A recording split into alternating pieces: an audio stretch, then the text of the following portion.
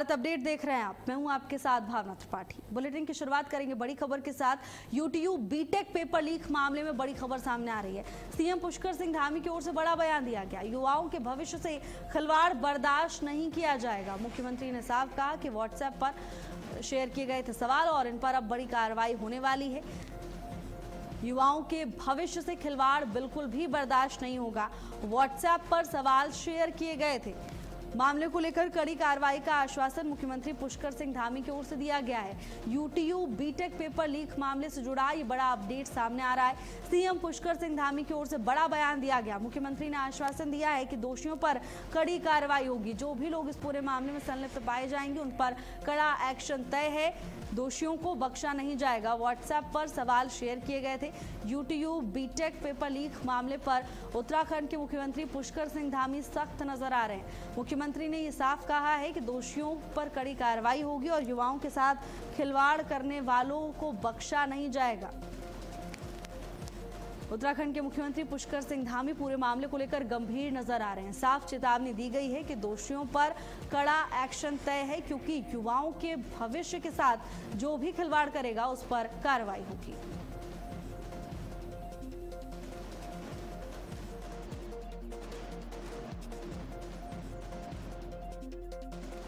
भविष्य से खिलवाड़ बर्दाश्त नहीं होगा। मुख्यमंत्री पुष्कर सिंह धामी ने कड़ा संदेश दिया है। दोषियों के खिलाफ कड़ी कार्रवाई होगी। आश्वासन दिलाया है कि जो भी इस पूरे मामले में संलिप्त है उन पर एक्शन लिया जाएगा। व्हाट्सएप पर सवाल शेयर किए गए थे।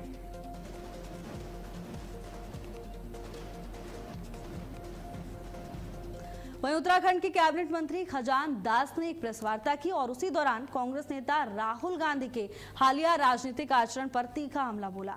उन्होंने कहा कि विपक्ष के वरिष्ठ नेताओं का इस तरह का रवैया लोकतंत्र के अनुकूल नहीं है। उन्होंने आगे कहा कि एक बड़े राजनीतिक दल के नेता और मुख्य विपक्षी चेहरे की ओर से प्रधानमंत्री के खिलाफ व्यक्तिगत टिप्पणियां करना, सड़कों पर प्रदर्शन करना और मर्यादाओं को ताक पर रखना बेहद दुर्भाग्यपूर्ण है। इस मौके पर पार्टी के अन्य पदाधिकारी और कार्यकर्ता भी मौजूद रहे। कैबिनेट मंत्री की ओर से प्रेस कॉन्फ्रेंस की गई, जहां राहुल गांधी पर जमकर निशाना साधते हुए कैबिनेट मंत्री नजर आए। राहुल गांधी के हालिया राजनीतिक आचरण पर निशाना साधा है। इस प्रेस कॉन्फ्रेंस के दौरान पार्टी के तमाम कार्यकर्ता और पदाधिकारी भी मौजूद रहे। उनका कहना है कि सड़कों पर प्रदर्शन करना, मर्यादाओं को ताक पर रखना बेहद दुर्भाग्यपूर्ण है। खजान दास की ओर से प्रेस कॉन्फ्रेंस की गई, जहां कांग्रेस को तो घेरा ही, लेकिन साथ ही राहुल गांधी के रवैये को लेकर भी कैबिनेट मंत्री खजान दास ने तीखा हमला बोला। उन्होंने कहा कि इस तरह की टिप्पणी करना और इस तरह का व्यवहार आचरण लोकतंत्र के अनुकूल नहीं है। कैबिनेट मंत्री खजान दास की ओर से प्रेस कॉन्फ्रेंस की गई, जहां राहुल गांधी को आड़े हाथों लेते हुए कैबिनेट मंत्री खजान दास नजर आए।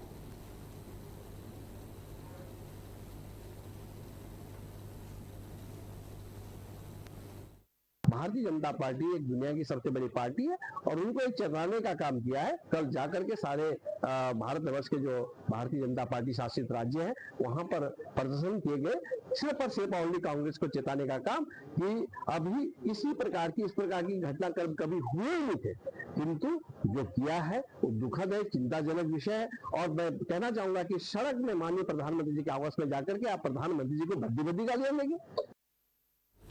और वहीं उत्तराखंड में आयुष सेवाओं को और मजबूत बनाने की तैयारियां तेज हो गई हैं। आयुष एवं आयुष शिक्षा मंत्री मदन कौशिक ने राष्ट्रीय आयुष मिशन की समीक्षा बैठक में अधिकारियों को कई अहम दिशा निर्देश दिए। योग अनुदेशकों का मानदेय बढ़ाने का प्रस्ताव तैयार करने, रुड़की में आयुष अस्पताल के लिए भवन उपलब्ध कराने, ऋषिकुल और गुरुकुल मेडिकल कॉलेजों की उन्नयन, 2 नए पर्वतीय आयुर्वेद कॉलेजों की योजना और साथ ही अधूरे निर्माण कार्यों की जाँच के निर्देश भी दिए गए हैं। साथ ही आयुष संस्थानों की व्यवस्थाओं में सुधार पर भी जोर दिया गया। आयुष संस्थानों की व्यवस्थाओं पर जोर दिया गया। अब प्रदेश में बेहतर सुविधाएं उपलब्ध कराने के लिए शासन और प्रशासन पूरी तरह से अलर्ट नजर आ रहा है। योग अनुदेशकों का मानदेय बढ़ाने का प्रस्ताव तैयार करने, रुड़की में आयुष अस्पताल के लिए भवन उपलब्ध कराने, साथ ही ऋषिकुल और गुरुकुल मेडिकल कॉलेजों के उन्नयन और 2 नए पर्वतीय आयुर्वेद कॉलेजों की योजना, अधूरे निर्माण कार्यों की जांच के निर्देश दिए गए हैं। साथ ही आयुष संस्थानों की व्यवस्थाओं में भी जोर दिया गया। राष्ट्रीय आयुष मिशन की समीक्षा बैठक हुई, जहां बड़े फैसले लिए गए हैं। बताया जा रहा है कि 2 नए आयुर्वेद कॉलेज बनाने की तैयारी में है प्रशासन। आयुष सेवाओं को मजबूत करने पर जोर दिया जा रहा है।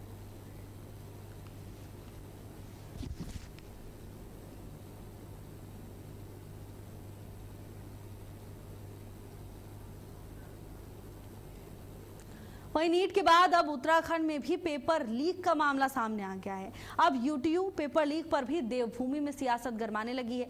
प्रश्न पत्र लीक होने की खबर सामने आते ही 24 जून और 8 जुलाई को आयोजित की गई 2 परीक्षाएं रद्द कर दी गई हैं। आरोप है कि शिवालिक कॉलेज के टीचर ने व्हाट्सएप ग्रुप पर प्रश्न पत्र साझा किए और बच्चों के जरूरी प्रश्न बताए हैं। यूटीयू द्वारा कराई गई आरोपी सहायक प्रोफेसर पर 7 वर्षों का प्रतिबंध लगा दिया गया है। तो देखिए, अब इस पूरे मामले को लेकर उत्तराखंड में सियासत गरमाती हुई दिखाई दे रही है। बताया जा रहा है कि व्हाट्सएप पर प्रश्न पत्र साझा किया गया, ऐसी खबरें सामने आ रही हैं। हालांकि प्रशासन की ओर से मामले को लेकर अभी जांच पड़ताल की जा रही है। एक तरफ मुख्यमंत्री पुष्कर सिंह धामी भी इस बात को साफ तौर पर कह चुके हैं कि आरोपी को बख्शा नहीं जाएगा और आरोपी पर कार्रवाई तय है। वहीं दूसरी तरफ आरोपी सहायक प्रोफेसर पर 7 साल का प्रतिबंध लगा दिया गया है। आरोपी सहायक प्रोफेसर पर 7 साल का प्रतिबंध लगाया गया है। बच्चों को जरूरी प्रश्न व्हाट्सएप पर बताए गए, ऐसा आरोप है। शिवालिक कॉलेज के टीचर पर गंभीर आरोप लगाए गए हैं। हालांकि ये मामला सामने आने के बाद परीक्षाओं को रद्द किया जा चुका है। 24 जून और 8 जुलाई को परीक्षा होनी थी। जिस बच्चे इस परीक्षा को दे रहे थे, 355 बच्चे, वो कई अलग अलग कॉलेजेस के भी थे, तो वो प्रभावित तो होंगे ही, क्योंकि उनको एक बार और एग्जाम देना पड़ेगा। लेकिन इससे एक ट्रांसपेरेंसी भी आती है कि आपने प्रिकॉशन ले लिया कि एक टीचर ने एक पेपर आउट किया है, कि उसने कहीं दूसरा पेपर तो नहीं आउट कर दिया, तो बच्चों को एक जस्टिस मिले, इसलिए हमने ये स्टेप उठाया था। उत्तराखंड में नकल माफियाओं के खिलाफ कार्रवाई लगातार जारी है। दून पुलिस ने यूटीयू सेमेस्टर परीक्षा का प्रश्न पत्र आउट करने के आरोप में एक सहायक प्रोफेसर को गिरफ्तार किया है। आरोप है कि परीक्षा से पहले ही व्हाट्सएप ग्रुप के जरिए छात्रों को महत्वपूर्ण प्रश्न साझा किए गए थे। मामले में इलेक्ट्रॉनिक साक्ष्यों की जांच की जा रही है। पूरे नेटवर्क से जुड़े लोगों की भूमिका खंगालने का काम तो प्रशासन की ओर से किया जा रहा है। मुख्यमंत्री पुष्कर सिंह धामी ने साफ तौर पर कहा है कि युवाओं के भविष्य से खिलवाड़ करने वालों को किसी भी कीमत पर बख्शा नहीं जाएगा। नकल माफियाओं पर धामी सरकार का बड़ा प्रहार, व्हाट्सएप से प्रश्न साझा करने का आरोप है। वहीं मुख्यमंत्री ने साफ तौर पर कहा है कि आरोपियों को किसी भी कीमत पर बख्शा नहीं जाएगा। जिसने भी युवाओं के भविष्य के साथ खिलवाड़ किया है, उन पर कड़ी कार्रवाई तय है। दून पुलिस ने यूटीयू सेमेस्टर परीक्षा का प्रश्न पत्र आउट करने के आरोप में एक सहायक प्रोफेसर को गिरफ्तार कर लिया है। आरोप है कि परीक्षा से पहले ही व्हाट्सएप ग्रुप के जरिए छात्रों को महत्वपूर्ण प्रश्न साझा कर दिए गए थे। हालांकि मामले की जानकारी मिलने के बाद प्रशासन की ओर से कार्रवाई करते हुए सहायक प्रोफेसर को गिरफ्तार किया जा चुका है और साथ ही सहायक प्रोफेसर पर सालों का प्रतिबंध भी लगा दिया गया है। व्हाट्सएप से प्रश्न साझा करने के गंभीर आरोप है। परीक्षा से पहले ही महत्वपूर्ण प्रश्न छात्रों के साथ साझा किए गए व्हाट्सएप के जरिए।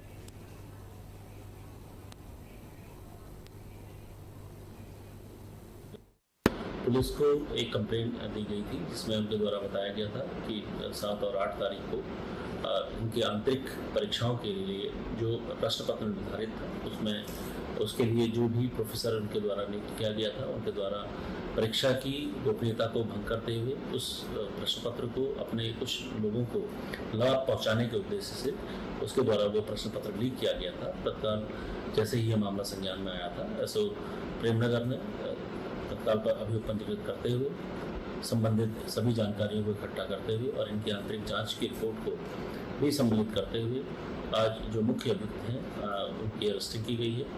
और उससे जो आंतरिक सुरक्षा या आंतरिक परीक्षा की जो भी इनकी तैयारियों के संबंध में जो भी इनके तैयारियां थी या जिस तरीके से इन्होंने ये कार्य किया जाना था, उसके सभी जो दस्तावेज हैं वो प्राप्त किए गए हैं। नैनीताल में विशेष गहन पुनरीक्षण यानी SIR अभियान का पहला चरण पूरा हो गया है। अब मतदाता सूची को अंतिम रूप देने से पहले नागरिकों के लिए नाम जोड़ने, संशोधन कराने और आपत्तियां दर्ज कराने का मौका शुरू हो गया है। पहले चरण में करीब 6,95,000 मतदाताओं का सत्यापन किया गया। वहीं 71,000 से ज्यादा ऐसे नाम मिले हैं जिनकी जाँच हो रही है। निर्वाचन विभाग ने लोगों से समय रहते अपने विवरण जांचने की अपील की है। तो देखिए, SIR का दूसरा चरण शुरू हो चुका है प्रदेश में और ऐसे में लगातार आयोग की ओर से, विभाग की ओर से अपील की जा रही है कि समय रहते अपना विवरण जांच लें और उसके बाद अगर कोई आपत्ति है, खामियां पाई जाती हैं तो विभाग के पास पहुंचे। 71,000 से ज्यादा ऐसे नाम सामने आए हैं जिनकी जांच अभी भी की जा रही है। पहले चरण की बात करें तो 6,95,000 मतदाताओं का सत्यापन किया गया है। अब दूसरा चरण शुरू हो चुका है। नैनीताल में विशेष गहन पुनरीक्षण यानी SIR अभियान का पहला चरण पूरा हो गया है और अंतिम रूप देने से पहले नागरिकों के लिए नाम जोड़ने, संशोधन कराने और साथ ही आपत्तियां दर्ज करने का मौका अब शुरू हो गया है। इसके बाद अगले चरण की शुरुआत होगी। पहले चरण में करीब 6,95,000 मतदाताओं का सत्यापन किया गया।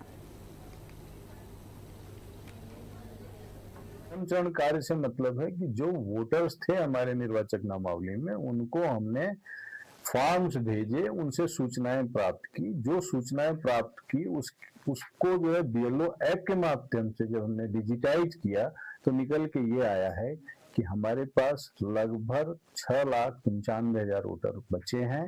71,000 ऐसे लोग थे, या तो वो उनकी डेथ हो गई थी, या तो वो शिफ्ट हो गए थे, या वहां पर जो है पाए नहीं गए हैं जब हमारे BLOs घर घर गए हैं। तो अब जो है प्रक्रिया ये हो रही है कि दावे आपत्ति की प्रक्रिया प्रारंभ हो गई है। 14 को निर्वाचक नामावली पब्लिश हो गई है। कोई व्यक्ति यदि अपना नाम दर्ज कराना चाहता है तो फॉर्म 6, किसी को आपत्ति करनी है किसी के नाम पर तो फॉर्म 7 और फॉर्म 8 के आधार पर विधानसभाओं के अंतर्गत जो है बूथों के परिवर्तन या आप नाम में किसी प्रकार का संशोधन है वो कराने की प्रक्रिया प्रारंभ हो चुकी है।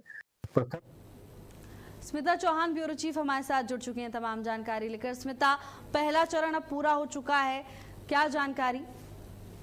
बिल्कुल भावना, बता दें SIR का जो है विशेष गहन पुनरीक्षण अभियान, उसका पहला चरण पूरा हो गया है और अब निर्वाचन विभाग जो है उसका दूसरे चरण की प्रक्रिया वो शुरू कर दी है। इस चरण में जो है मतदाता सूची को अंतिम रूप देने से पहले नागरिकों को नए नाम जोड़ने, उनकी गलतियों को सुधारने में, जिस तरह की अगर किसी के नाम में कहीं कोई गलती है, उसका नाम सही नहीं है, उसका सरनेम सही नहीं है या उसका एड्रेस गलत है, उन सबको सुधारने का काम किया जाएगा। और अगर किसी को अपने वोटर कार्ड पे या अपने एड्रेस पे किसी भी तरह की कोई आपत्ति है तो वो दर्ज करने का अवसर भी उन्हें दिया जाएगा। तो ये कह सकते हैं कि पहले चरण का जो बूथ लेवल अधिकारी है उसने घर घर जाकर मतदाता फॉर्मों को जुटाया, उनसे उनकी जानकारी ली और उसके बाद में जो डिजिटल प्रणाली के माध्यम से SIR को तैयार किया जा रहा है तो ऑनलाइन उनकी सारी जानकारी डाली गई है। मतदाता सूची को अधिक अच्छा और सटीक बनाया गया है ताकि उसमें किसी तरह की चूक ना हो। और साथ ही आपको ये भी बता दें कि इस अभियान के दौरान जो है 6,95,000 मतदाता सूची में पाए गए हैं और सत्यापन के दौरान 71,000 से अधिक ऐसे मतदाता चिन्हित किए गए हैं जिनकी मृत्यु हो चुकी है। यानी कि 71,000 ऐसे मतदाता थे जिनकी पहले मौत हो चुकी है और उनका नाम जो है वो हटा दिया गया है लिस्ट से, ताकि किसी तरह की कोई फेक लिस्ट या फिर जिसे हम कहते हैं फर्जी मतदाता सूची वो नहीं रहेगी। ये एक जो त्रुटि थी उसे सही किया गया है।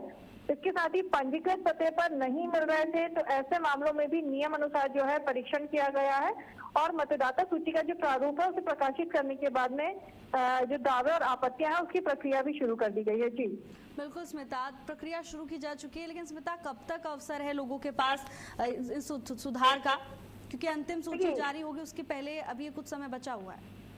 बिल्कुल, ये जो सुधार है उसको सितंबर तक का समय दिया गया है। साथ ही आपको ये भी बता दें कि जिस पात्र नागरिकों का नाम मतदाता सूची में शामिल नहीं है वो फॉर्म 6 भरकर, ध्यान से सुनिएगा, फॉर्म 6 भरकर अपना नाम इसमें जुड़वा सकता है। और यदि किसी नाम को लेकर आपत्ति दर्ज करानी है या किसी अपात्र व्यक्ति का नाम हटवाना है तो फॉर्म 7 के माध्यम से वो आवेदन कर सकता है। तो ये 2 फॉर्म होंगे जिनके माध्यम से वो अपनी चीजों को सही कर सकता है, और अगर आपत्ति है तो उसके लिए फॉर्म 7 को वो भरकर जो है अपनी आपत्ति दर्ज करा सकता है। इसके अलावा जो नाम है, पता है, आयु है, फोटो या फिर अन्य व्यक्तिगत जानकारी जो है उसमें अगर किसी तरह का कोई संशोधन करना है, उसे ठीक कराना है, या विधानसभा क्षेत्र के भीतर जो बूथ परिवर्तन के लिए नाम भरना है, फॉर्म भरना है, उसके लिए फॉर्म 8 का जो है उपयोग करना पड़ेगा उन्हें।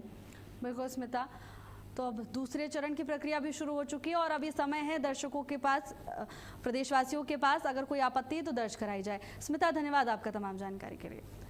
वहीं केदारनाथ यात्रा 2026 में श्रद्धालुओं की भारी भीड़ के बीच पुलिस ने सुरक्षा और व्यवस्था की बड़ी जिम्मेदारी संभाल ली है।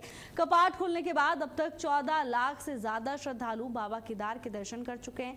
इस दौरान पुलिस ने भीड़ नियंत्रण, ट्रैफिक व्यवस्था, रेस्क्यू ऑपरेशन और साइबर ठगी के खिलाफ कई बड़े कदम उठाए हैं। यात्रा के दौरान करीब 800 लोगों का रेस्क्यू किया गया, जबकि श्रद्धालुओं को ठगने वाले 936 फर्जी ऑनलाइन प्लेटफॉर्म बंद कराए गए हैं।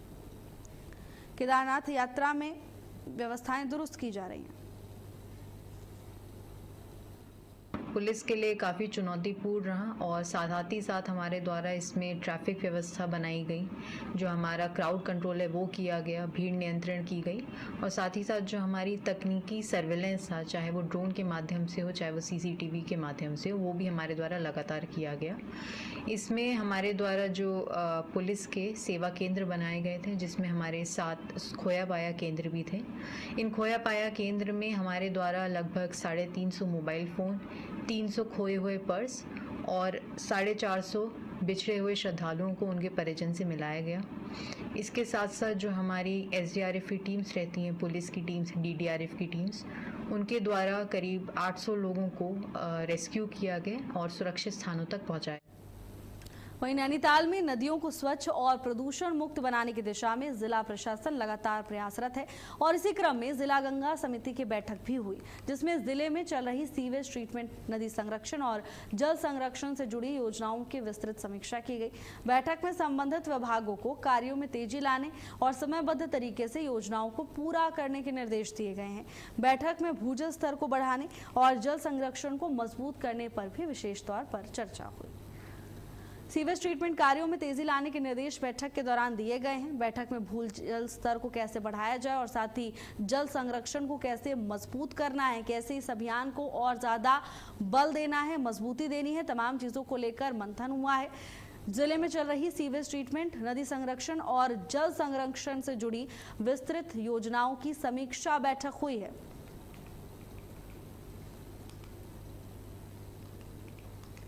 गंगा नदी और उसकी ट्रिब्यूटरीज जो गंगा में जाके मिलती है, उनको स्वच्छ करने का एक मैंडेट चल रहा है, जिसके संबंध में जिला गंगा समिति है। समिति जो है हर महीने में बैठक करके होने वाले कार्यों की समीक्षा करती है। इन कार्यों के अंतर्गत विभिन्न नगर निकायों में STP का निर्माण करना, जो भी नगर निकाय के अंतर्गत से नाले नदियां निकलती हैं, वह उनका पानी शुद्ध हो करके तब जाकर के वो पुनः नदी में छोड़ा जाए और जाके गंगा में मिले। इस पे काम चल रहा है। सड़क हादसों में घायलों को तुरंत इलाज और ट्रॉमा सुविधाएं देने के लिए उत्तराखंड सरकार ने बड़ा कदम उठाया है। मुख्य सचिव आनंद वर्धन ने आपातकालीन सेवाओं को मजबूत करने के लिए संबंधित विभागों के साथ बैठक की। अब पुलिस, फायर और मेडिकल जैसी सेवाओं को एकीकृत हेल्पलाइन 112 से जोड़ने की तैयारी है। इसके साथ ही एम्बुलेंस व्यवस्था, ट्रॉमा रजिस्ट्री और घायलों को समय पर सहायता देने के लिए नई व्यवस्था लागू करने के निर्देश भी दिए गए हैं।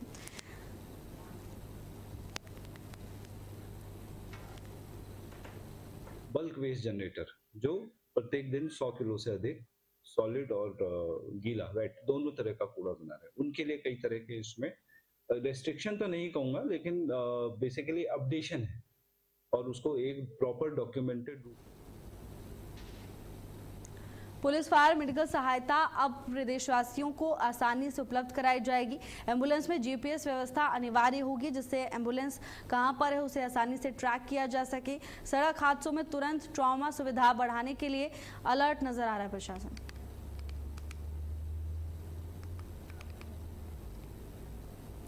वहीं वहीं उत्तराखंड के मुख्यमंत्री पुष्कर सिंह धामी की पहल जन जन की सरकार जन जन के द्वार अभियान देहरादून में असरदार साबित हो रही है। अभियान का लक्ष्य सरकार और जनता के बीच की दूरी को कम करने और साथ ही गांव-गांव पहुंच रहे जन शिविरों में लोगों की समस्याएं सुनी जा रही हैं और मौके पर ही समाधान का प्रयास भी किया जा रहा है। अभियान के तहत 4 जुलाई से अब तक आयोजित शिविरों में 44,735 लोगों ने हिस्सा लिया। वहीं 14,500 से अधिक लोगों को विभिन्न जन कल्याणकारी योजनाओं का लाभ दिया गया। शिविरों में दर्ज काफी समस्याओं का मौके पर ही निस्तारण कर दिया गया है। जिलाधिकारी डॉक्टर आशीष चौहान ने कहा कि मुख्यमंत्री के निर्देश पर सुशासन को हर व्यक्ति तक पहुंचाना जिला प्रशासन की प्राथमिकता है। जी के निर्देशों के क्रम में जन जन की सरकार जन जन के द्वार का जो प्रोग्राम हुआ उसमें हमारे 45,000 के आसपास पार्टिसिपेंट्स ने इसमें पार्टिसिपेट किया। प्राप्त शिकायतें 800 अबव हैं, 840 के आसपास का नंबर है और उसमें निस्तारित शिकायतें 536 के आसपास हैं और जो बेनिफिट्स दिए गए विभिन्न किस्म के प्रमाण पत्र और वो सब जो दिए गए 14,500 के आसपास लाभार्थियों को ये दिया गया है। कांवड़ मेले के मद्देनजर हरिद्वार पुलिस हाई अलर्ट पर है। एसएसपी नवनीत सिंह भुल्लर ने कहा कि शिव भक्तों की सुरक्षा और सुविधा पुलिस की सर्वोच्च प्राथमिकता है। यात्रा के दौरान साइबर कमांडो सोशल मीडिया पर 24 घंटे निगरानी रखेंगे।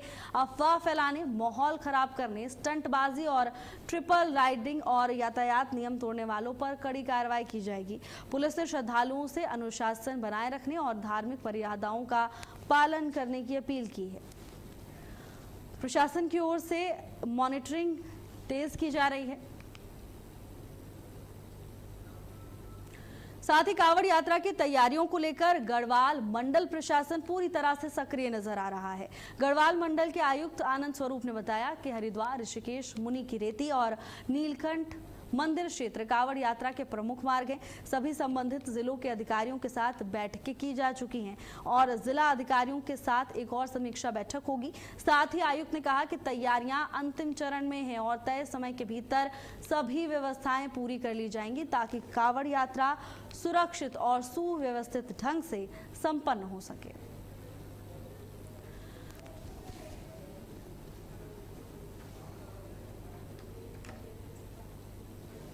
कांवड़ यात्रा में हमारे 4 जनपद जो है आते हैं वो इस यात्रा को संचालित करते हैं। तो मुख्य तो हरिद्वार है, इसके अलावा जो है देहरादून का ऋषिकेश, टिहरी का मुनि का रेती और पौड़ी का जो नीलकंठ मंदिर क्षेत्र, ये कांवड़ियों के उसमें कांवड़ यात्रा मार्ग में शामिल होता है। तो इसके लिए मैंने अभी बैठक की है सभी अधिकारियों के साथ और उनके साथ ये तय किया है। कल मैं पुनः जिलाधिकारी। फिलहाल के लिए मेरे साथ बस इतना ही। आप देखते रहिए भारत अपडेट। नमस्कार।